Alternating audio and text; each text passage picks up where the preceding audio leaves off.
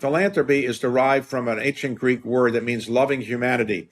And you can love humanity by giving your time, your ideas, and your energy. And many people should regard their time as their most valuable asset. You can't make any more time. You can make more money. Give your time, give your ideas, your energy, and that can be just as valuable. Welcome to Redefiners, a podcast designed for daring leaders who are changing what it means to lead in today's increasingly complex world. I'm Nanas Motashami, a leadership advisor at Russell Reynolds Associates. And I'm Clark Murphy, the former chief executive and also a leadership advisor. Naz and I have spent our careers exploring what works and what's next in the realm of leadership. In each episode, we ask our guests deep and provocative questions about how they've challenged the norms and how they've redefined their organizations and ultimately themselves as leaders. Also, you can answer this one question. How are you redefining your leadership? Perhaps the boldest question yet. Conversations that matter. Inspiration for us all, whether you're kicking off your career or crafting your legacy. Thanks for joining us. Let's dive in. Hi, everyone, and welcome to Redefiners. I am so looking forward to today's episode as we are talking with a true icon when it comes to both the world of private investment as well as philanthropy. There is no shortage of topics to talk to our guest about, be it leadership, boards, global economy, philanthropy, history, the list goes on. Clark, I have to say, I was walking with my other half last night and he casually asked, who is your guest on the podcast tomorrow? And when I mentioned his name, he stopped dead in his track. He could not believe that we managed to get our guest secured for this podcast. I'm always really fascinated about the path that our guest takes. I'd love to know how he's gone from being a lawyer in the US government to ultimately co-founding one of the most successful investment firms. He's also written a ton of books.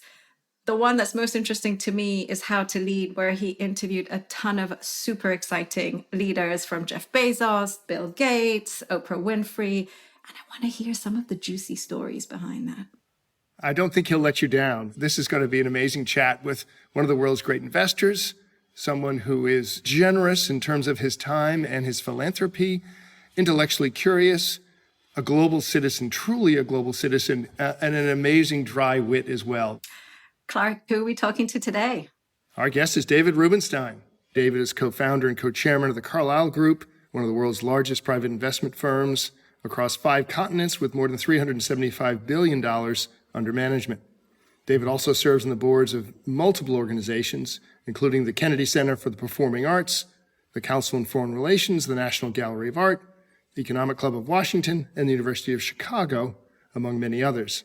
If all that doesn't keep him busy enough, he's also the author, as you said, of 4 books, the host of 2 podcasts, and his own television show. So we are lucky to fit him in. Thank you so much for joining us, David, on Redefiners. Thank you. My pleasure. So, David, listen, before we get into your book and Carlyle and so many other interesting topics, there's one question that everyone wants to know and wants to ask. So, this whole thing about the park rangers saying you carved your name at the top of the Washington Monument and says David was here. Is it true? Did you really take a penknife to the Washington Monument? I wouldn't say a penknife. I would say maybe a pen. Oh. What's it say? If I recall, I put my initials and maybe something like Go Duke or something like that. You couldn't resist, could you? You couldn't resist. Could not resist. David, let's start with those early years, maybe slightly before the penknife incident or slightly after. You've had such an incredible and varied career. Before we go there, can you tell us a little bit about the early years? You started life as a lawyer in the US government before going and co-founding Carlyle. What were some of the early influences? Tell us a bit about your path.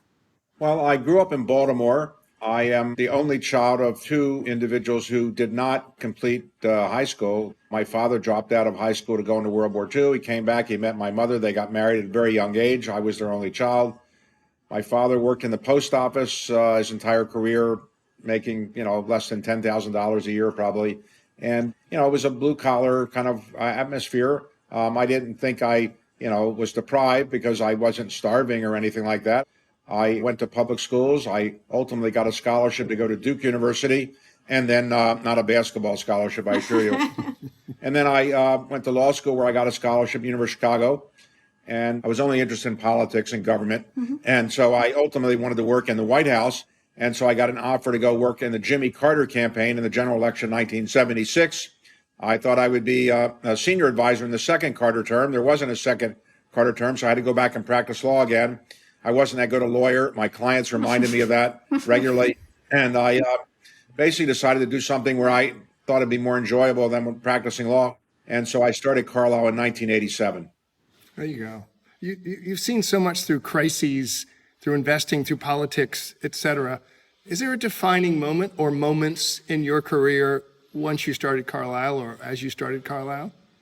Well, the defining moment was giving up the practice of law. I was married. I had some children. I had a fairly good income, but I decided to start Carlyle and just try something new. I'd read that entrepreneurs start businesses between the ages of 28 and 37.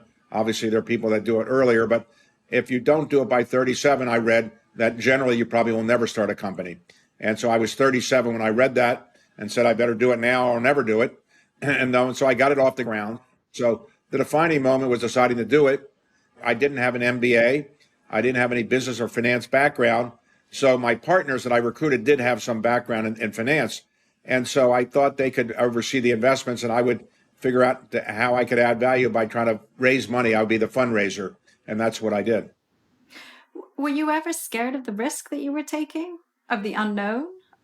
Well, when you are starting a company and you don't know anything, you don't know how little you don't know. Fair enough. So if I had hung around Wall Street people, which I did not do, I was practicing law in Washington, and I told them I'm going to start a firm in Washington, it's going to be a private equity firm, or start a private equity firm in New York, they would laugh. But nobody in Washington knew what a private equity firm was, so they didn't laugh that much.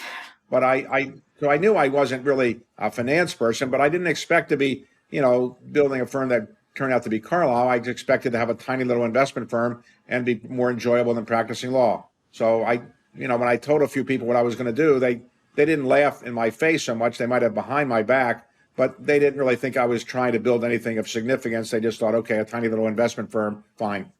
And David, along the way, you've written a lot of books, 4 books, if I'm not mistaken. Right. The one that interests me the most is the one you wrote a couple of years ago on how to lead, where in that you interview a ton of really accomplished people, Jeff Bezos, Warren Buffett, Oprah Winfrey, the list is quite long. And through conversations with them and their experience as well as your own, you distill what the attributes that it takes for successful leadership. Can you give us an overview of what those attributes are?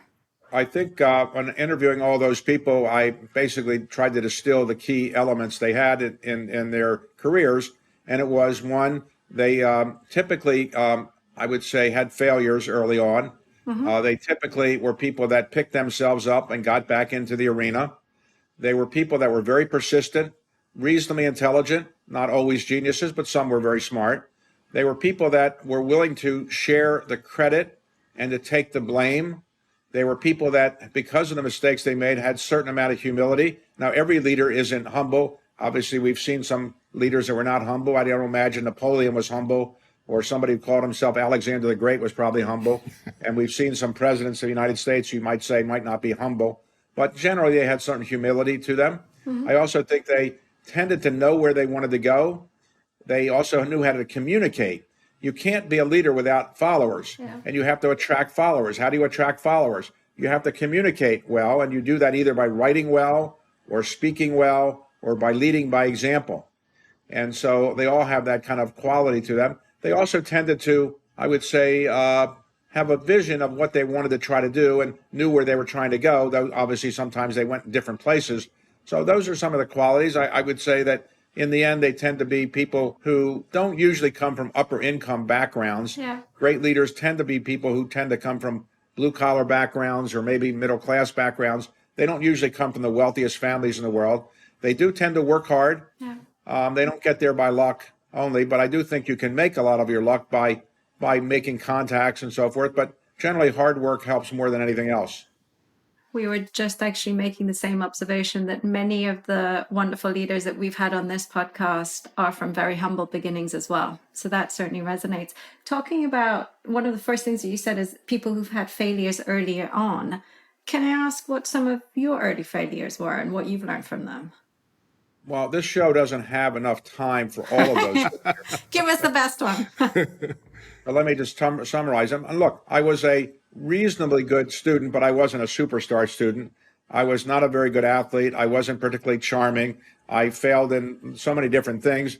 The biggest failures, you could say, professionally were, I guess, that I worked in the Carter White House, and we thought we'd be reelected. I know it seems ridiculous in hindsight because of inflation, hostages, and so forth, but we thought Ronald Reagan, I thought, was too old. I said to President Carter, you don't have to worry about getting reelected. Ronald Reagan is 69 years old. At that age, he can't get out of bed in the morning. Now, I'm now 73, so 69 seems like a teenager, but I thought he was too old. I thought he was too conservative, and I just think he could possibly win.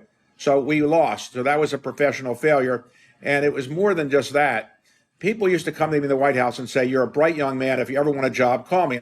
But what happened was I had to get a job after we lost the election. I started calling all these people, and they never called me back because, who wants a Carter White House aide when Reagan's president? So it took me a long time to find a job. And so I had a hard time explaining to my mother, I'm her only child, why her only child, who was well-educated, couldn't get a job. Oh, no. At Carlyle, we had some failures along the way. We had some funds that didn't work. We had some spectacular failures, unfortunately, at times. And, in the end, every deal didn't work out. And the attributes that you talked about, do you use them when it comes to hiring CEOs for your portfolio companies now? Well, I generally don't hire the portfolio CEOs. I generally am hiring people at Carlyle over the years, and with the help of a firm called Russell Reynolds. And they were our principal helper in that effort. And Clark obviously did a great deal of work for us. And I would say over the years, I've interviewed thousands of people. I've made some mistakes in hiring people, and I've made some good hires. Two people I hired are now better known. One is Glenn Youngkin, who left us to go run for governor of Virginia. Secondly, I hired a guy named Jay Powell. Yeah. He was with us for a number of years. I think he's now doing something in the federal government. I can't remember exactly what. And then, of course, I did bring in some people that already were prominent: Jim Baker, George Herbert Walker Bush, Frank Carlucci, John Major. When I'm interviewing people who are not those famous kind of people, I'm interviewing people, young people, and I would look for these things. Do they have a drive? Do they really have a vision of why they want to be into the private equity? Is it just about money? Are they really recognizing that this is something that is useful to be for society in some way? Some people may not think it is, but I want people that do, if I can find them. I'm looking for people that have a certain amount of humility. Yeah. I want people who are going to do something outside of work that I think contributes to society. I'm looking for people that don't think they're so smart that they don't need that work with other people. Let's move to the newest book, How to Invest, David, which is currently a bestseller. Congratulations. Were people surprised when you called and said, I want to interview you about how to invest, given what you do for a living? Well, not so much for this reason. At Carlyle, we used to try to attract people to our and we still do, to our big conferences. And to attract people, I would bring in prominent people. So people didn't want to come to listen to David Rubenstein in the early years. So maybe they still don't. But if I could bring in former President Clinton, Hillary Clinton, Ben Bernanke, any former president of the United States, Barack Obama, I would bring them in and then I would have them speak. But sometimes I found they weren't as exciting as a speaker as maybe I'd hoped. And so I decided I would try to maybe interview them, make it more humorous and way and personal. And I talked to the speaking agent firms and they said, well, if the fee is the same, no problem. If you pay them the same for an interview as you pay for a speech, we're happy to have them do an interview. I started interviewing them, and then Bloomberg saw it and they said, put it on TV. And so I've become known as an interviewer a little bit. And as a result, when I called people for this book, people knew that I did a fair amount of interviews, and I knew virtually everybody that I was interviewing. And when you know people you're interviewing, it's a lot easier to give them a sense that you're not going to embarrass them or something like that. Ray Dalio, Stan Druckenmuller, Bayo Ngalezi, do you find similar traits that you talked about earlier in the great investors? Yes, they have these traits. Not every leader is particularly well-educated, but many are. But these are well-educated people. They tend to be good in math. They tend to like to make the final decision. They tend to like to be in control. They are willing to admit mistakes very quickly because they know in investing you make mistakes and they learn that.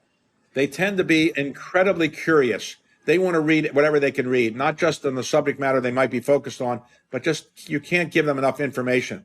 whatever the conventional wisdom might be, they invariably want to go against it. And that's how they did well, by being not afraid to make a mistake and going against conventional wisdom. They also tend to be people who, at the point that I tend to interview them, they're not doing it for the money. They love it. You talk about in the book, in the introduction, the investing world is a little bit about predicting the future, i.e. picking an asset or a deal or a transaction to predict the future. As you know as well as we do, in trying to pick leaders, particularly for the Carlyle Group, we're trying to predict the future too, predict future performance of an executive. That's why we do behavioral science and all of that. When I was a younger executive, it was follow the money. Now there's so much cash around the world, you need great leaders. How do you look at all of the investable dollars versus the opportunities now? Because there are so many of your competitors out there. How does one get a winning edge? You don't need to be number one necessarily. In other words, if you're in an athletic competition, generally only one team wins. And you win a championship, one team wins. In the investment world, you don't have to win every deal, and you don't have to be the best in every single investment category. You can be pretty good and still do quite well. So I don't feel quite the same sense of competition as I would if I was in an athletic competition where you have to win, or if you don't win, you lose. My view is it's better to support people and hire people who are hardworking and smart. Generally, I think you need to hire younger people. Increasingly, make sure you don't just hire older people, because the people that change the world are younger people.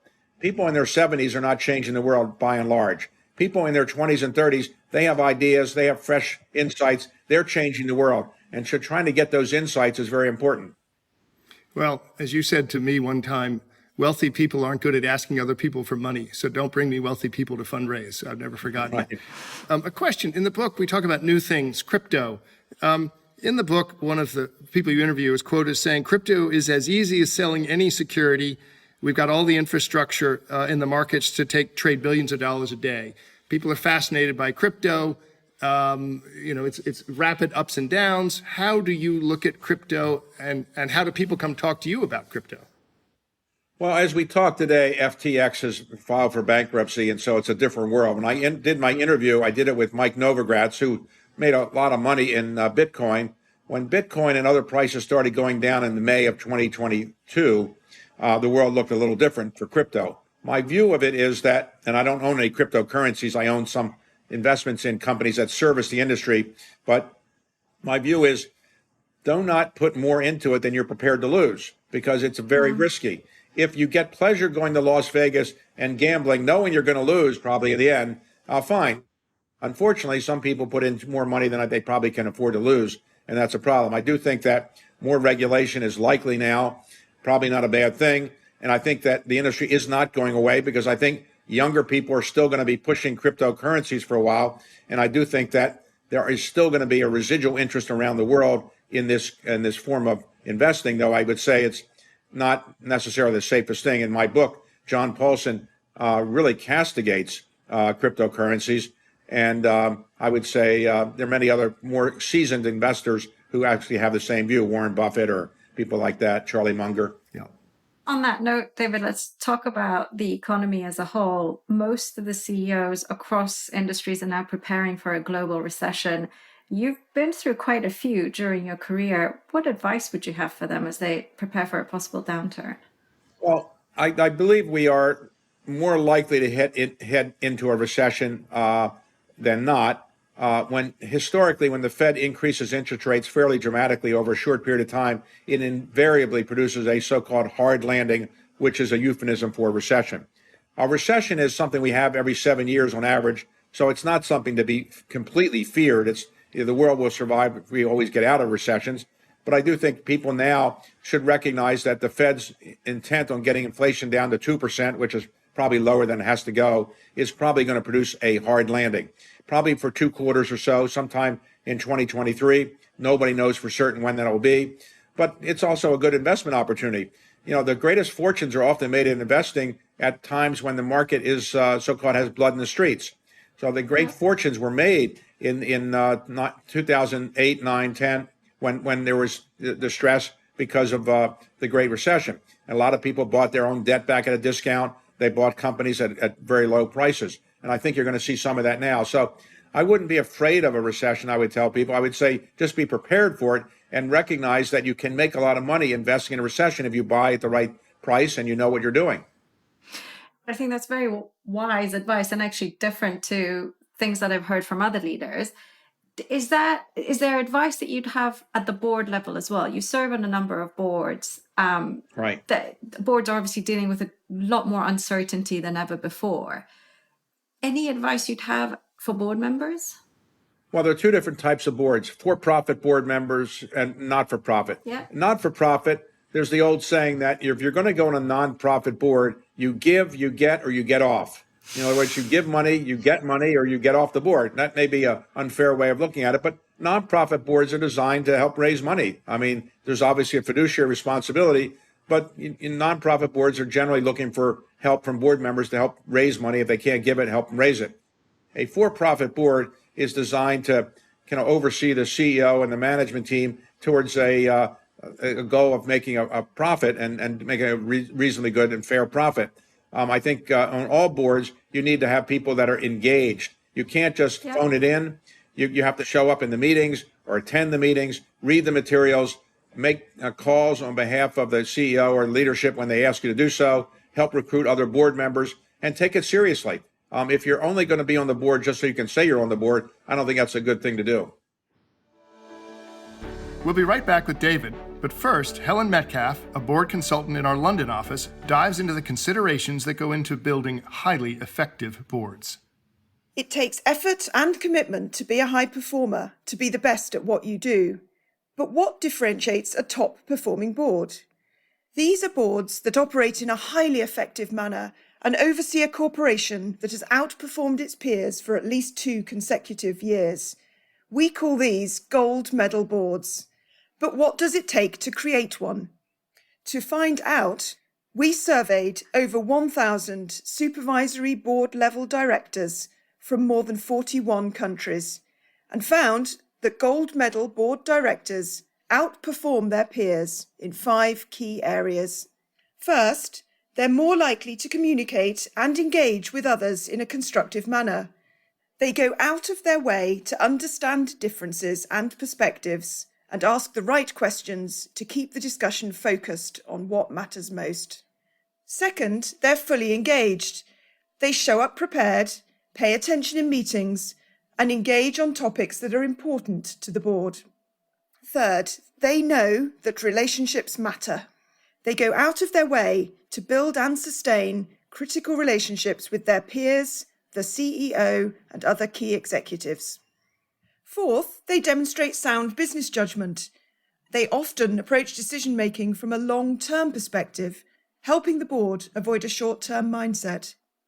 And finally, gold medal board directors act with integrity and are far more likely to demonstrate courage and build trust. As Peter Drucker famously said, culture eats strategy for breakfast. This clearly applies to the best boardrooms as well.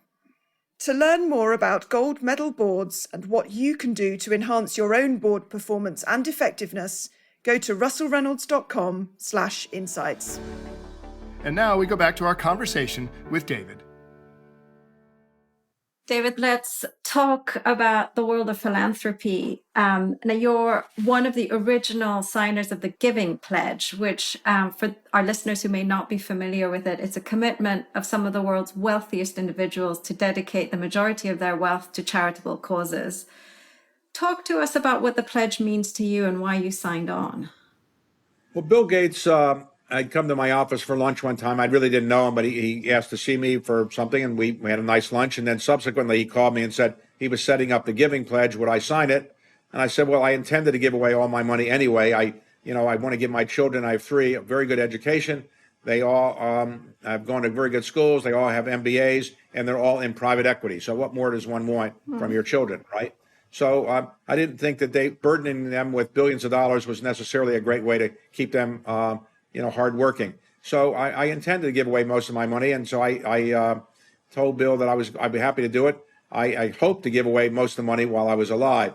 The Giving Pledge basically says if you have a net worth of $1 billion, you commit to give more than half of it away during your lifetime or upon your death. Okay. And so I didn't think it was that complicated to do. I did sign it. There were 39 others who signed it at the time. And now we have about 200 plus who have signed it, more in the U.S. than anywhere else. I think it's basically the reason I did it was not only because I think it's a good thing to do and support certain causes, but I wanted to show other people that it's a good idea to kind of be involved with philanthropy. I came from modest circumstances. I'm now not hoarding my money. I'm trying to give it away, and hopefully for good purposes. And so I hoped I was being a bit of a role model for people from modest circumstances who got lucky in the financial world. And, other people have had worse economic situations than I did when they were growing up, and they also are very philanthropic. So I think it's a good thing. I think the biggest challenge with the Giving Pledge is that we have to make certain we don't send the message that you have to be a billionaire in order to be philanthropic. And also, I want to make sure that people don't think that philanthropy is only about giving money. Philanthropy is derived from an ancient Greek word that means loving humanity. And you can love humanity by giving your time, your ideas, and your energy. And many people should regard their time as their most valuable asset. You can't make any more time. You can make more money. So I always try to encourage people who don't have a lot of money to give away. Give your time, give your ideas, your energy, and that can be just as valuable. Didn't you find out that your mother, who was of modest means, you found out after her death, she had been incredibly philanthropic, though in small bits? Yes. My mother, I couldn't give my mother very much money because she wouldn't take it. She had more than enough money, and I gave her a fair bit, but she didn't want all the money I was prepared to give her. When she passed away, she had two things. One is the only scrapbook she had of me were things about my philanthropic gifts. Any business accomplishments, she didn't really think that was worth noting. And secondly, when her mail got redirected to me, I could see every day I'm getting 25 requests for money because she had been giving everybody who'd ever mailed her a philanthropic request $5, $10, $15, $50. And so I have this list of hundreds of organizations that she was giving money to because she wasn't good at saying no. But she meant well and she wanted to help people. But, that's what she did. So now I'm trying to figure out what to do with these hundreds of organizations. And do you make your own decisions, or do you have certain themes that you follow yourself and what you want to support? Yes, I have four themes. Number one, I want to start something that otherwise wouldn't get started. Two, I want to finish something that otherwise wouldn't get finished. Three, I want to do something where I have an intellectual interest and I will stay engaged, and not just by writing a check, but maybe being on the board or being helpful in other ways. And four, I'd like to see progress in what I'm supporting in my lifetime. So there's certain causes that are great, but I don't think I have enough money to make a difference, or enough energy or knowledge to make a difference, or going to see the progress in my lifetime. So I tend not to support them. But I generally, not that unusual what I do. Most of my money goes to education, medical research. Carlyle has typically gone where people have not gone before, whether it was infrastructure early on, or telecom, or Africa. You have long-term, long-dated vehicles, et cetera. What do you see that between the pandemic, war, the speed with which decisions get made, and society reacts to news these days, do you see some other pivot coming that you think private capital is very important to what that pivot might be? Well, clearly, private capital is now trying to help with the energy situation we have. We have global climate warming or change, as you might call it. And I think private capital is now trying to redirect a lot of its capital away from oil and gas and carbon-related energy to more renewable kinds of energy. That is going to take many, many, many decades to actually bring about. But I think private capital is leading that effort. Historically, in private equity, you worried about the highest rate of return you could legally get, the greatest MOIC or multiple on invested capital you could get, and so forth. Now people recognize that ESG is very important as a consideration in your investments. And I think private capital is helping move the world of investing in that direction. I mean, it's obviously, as you know, an important topic for us and for me in our work around sustainable leadership. And it is interesting to see that executive who tends to think longer, and may, in fact, the great credit to their leadership may be when they're gone, and they've pushed the envelope on innovation, and they've particularly formed partnerships, ecosystems, so that one company doesn't bear the fruit. How do you look at capital. You've co-invested, I know, but do you see that innovation can come together through multiple partnerships? How do you look at that? Well, obviously, the greatest ideas of all time, the greatest innovations tend to come out of one person's head. And, Jeff Bezos says we're going to sell books over the internet. Mark Zuckerberg says we're going to have something called Facebook. They tend to be one person who comes up with an idea, though it turns out that generally these great ideas, you usually have partners. Usually there are more than one or two. But so the bigger the group you have, the less innovative the group is going to be.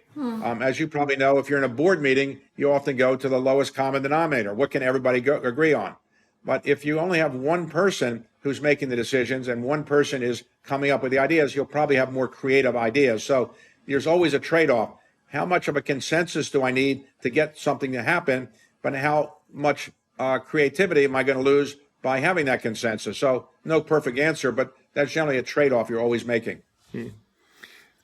Back just one more thing on philanthropy, what you call patriotic philanthropy, which not many people before you were giving to either the federal government, not to, or for projects of the federal government, and you've been prolific in those.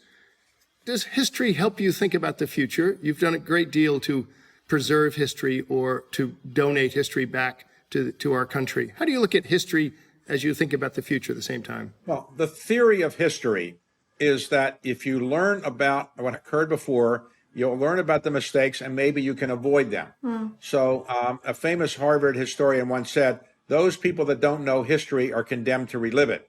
So with evolution in the biology area, evolution or survival of the fittest, as some would call it, basically you're trying to make progress. You're trying to improve the genes every generation or so. You should do the same with history.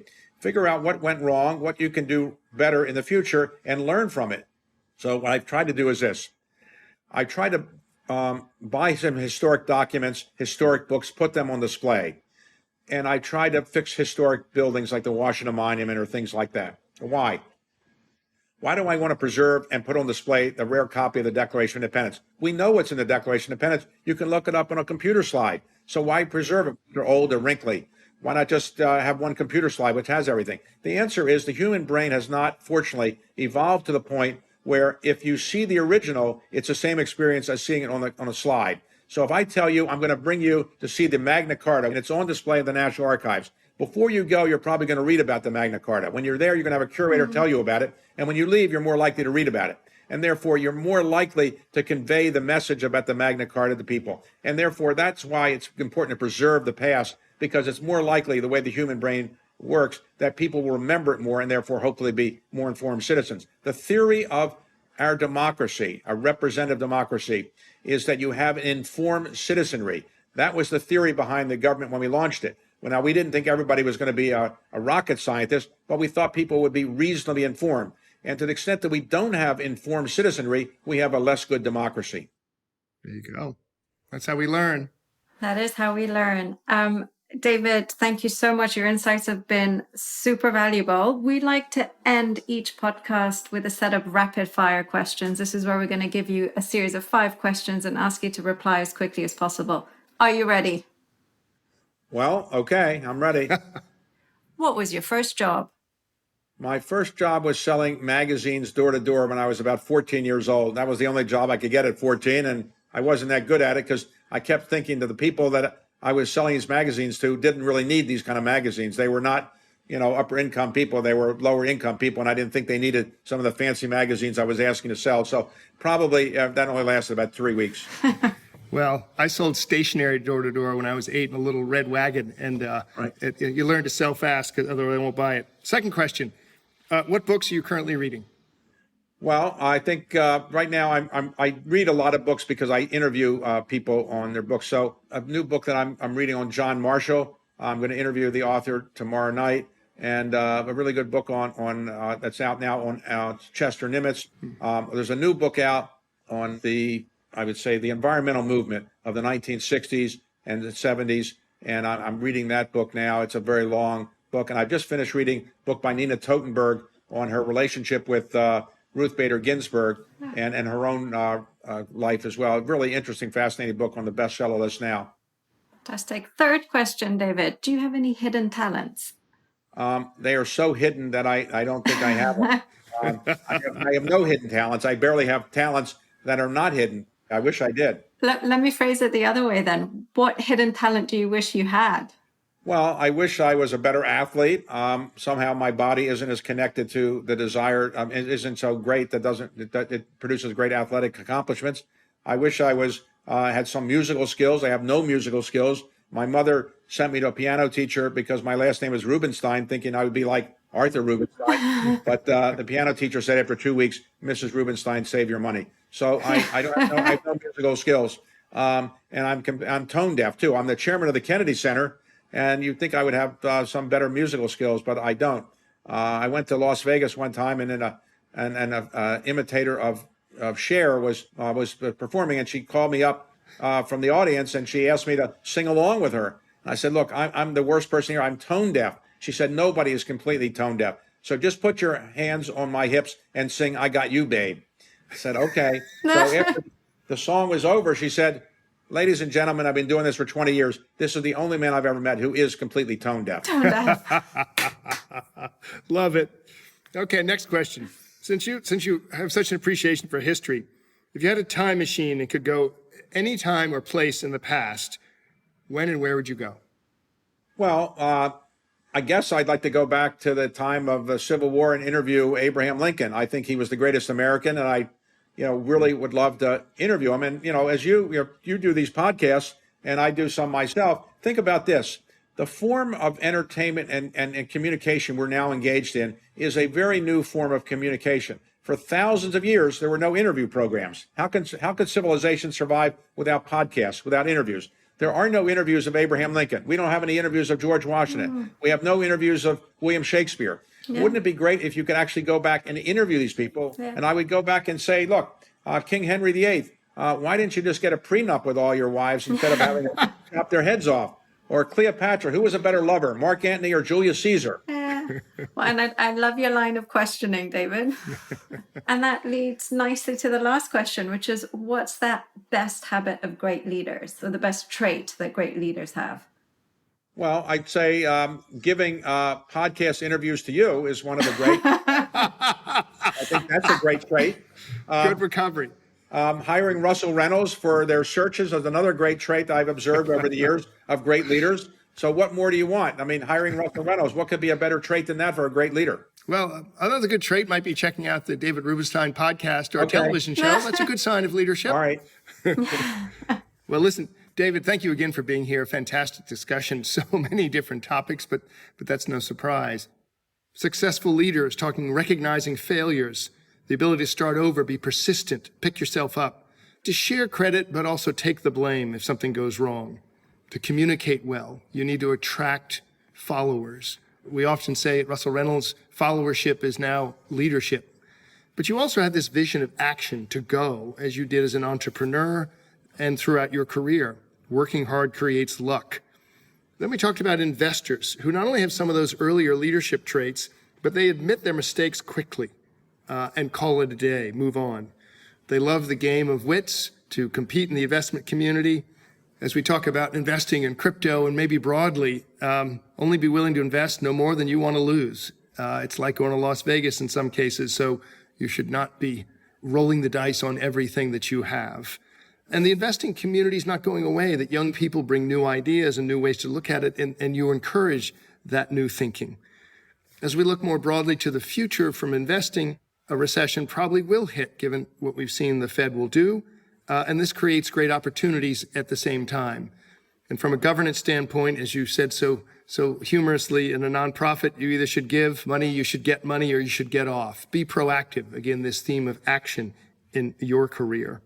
And speaking of giving, you are part of the Giving Pledge, where you've acted as a role model. But remind us, it's not just whether you're wealthy or not wealthy, whether it was your mother in small donations or your gifts in big donations, that the Greek philanthropy is loving humanity, to help humanity, and to continue to give to humanity. And even you, with time as your most valuable asset, have said, I will stay involved with things that might not get started. I want to see things that will get finished. I want to stay engaged, and I want to make sure we're making progress. So remembering that giving and loving humanity is an output of hard work and giving back. And finally, this sense of community that institutional investors want, whether it's energy transition or investing broadly. Institutional investors now say that part of the communities that we're in, it's not just about having the return, it's returning as well as getting a return. So you've been a great guest to mix history, humility, and humor into who you are and how we can learn from you as a redefiner. Thank you for the time and all the redefining you've done in your career, David. Thanks for all your help over the years. Absolutely. It's lovely to meet you, David. My pleasure. Thank you. Thanks for joining us on this episode of Redefiners. For more dynamic insights from leaders from across industries and around the world, listen to Redefiners wherever you get your podcasts. And to learn more or get in contact with us, visit our website at russellreynolds.com, find us on LinkedIn, and follow us on Twitter at RAOnLeadership. See you next time. Do you have a question on leadership, career development, joining a board, or other topics you'd like to ask one of our consultants? Well, now's your chance. Send us your question. Email us at redefiners@russellreynolds.com for an opportunity to have your question answered on the podcast by one of our experts. See you next time on Redefiners.